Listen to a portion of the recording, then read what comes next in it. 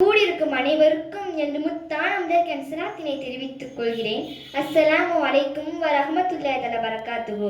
உலகில் உள்ள தலைவர்களிலே உயர்ந்து நின்றவர், உத்தமர், காந்தி என்ற பெயர் எடுத்தவர், அகிம்சையை ஆயுதமாக்கி உலகிற்கு தந்தவர், உலகம் போற்றும் உத்தமர், அவரே எங்கள் மகாத்மா காந்தியடிகள்.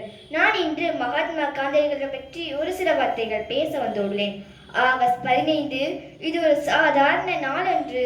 பல தலைவர்களும் தியாகிகளும் இந்நூரை தியாகம் செய்து நமக்காக சுதந்திரத்தை பெற்று தந்த புனித நாள் இது.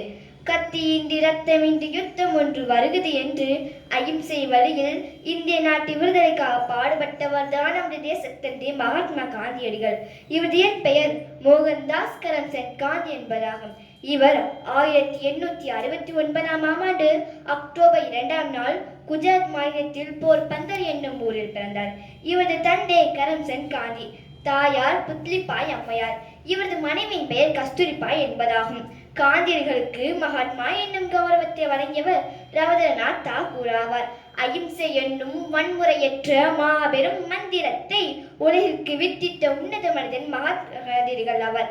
தென்னாப்பிரிக்கா நீதிமன்றத்தில் காந்தியடிகள் வழக்கறிஞராக வாதாடும் போது கருப்பின மக்கள் மற்றும் இந்தியர்கள் தலப்பாகை அணியக்கூடாது மற்றும் ரயிலில் பயணம் செய்யும் பொழுது முதல் வகுப்பில் பயணம் செய்யக்கூடாது போன்ற சட்டங்கள் இருந்தன. இவைதான் காந்தியடிகள் விடுதலை போராட்ட வீரராக உருவாக்கியது. தென்னாப்பிரிக்கா நாட்டில் நடந்த கொடுமைகளை கருத்தில் கொண்டு அந்த மக்களுக்கு பாடுபட முன் வந்தார். காந்தியடிகள் அந்நிய பொருட்கள் புறக்கணிப்பு, உப்பு சத்தியாகிரகம், வரிகோடா இயக்கம், ஒத்துழையாமை இயக்கம், வெள்ளையனே வெளியே இயக்கம் போன்ற போராட்டங்களை தலைமையேற்றி நடத்தினார். இந்திய விடுதலை போராட்டத்தை வெற்றிகரமாக தலைமையேற்றி நடத்தியதன் காரணமாக இவரை விடுதலை பெற்ற இந்தியாவின் தந்தை என்று அழைக்கப்படுகிறார். செய் அல்லது செத்துமடி என்பதே இவரது தாரக மந்திரம். அந்த அரை ஆண்டு மண்ணின் தியாகம் தான் நாம் இன்று சுவாசித்துக் கொண்டிருக்கும் சுதந்திர காற்று. அடிமை இந்தியா ஆங்கிலேய விட்டு செல்ல காந்தியை சுதந்திர இந்தியா பறித்துக் கொண்டது.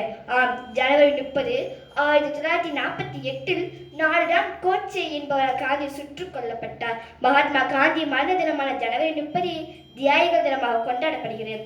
நாளைக்கு இருந்து விட இன்றே வாழ்ந்து விடு. வாழ்நாள் நிறைய இருக்கின்றால் கற்றுக்கொண்டே இரு.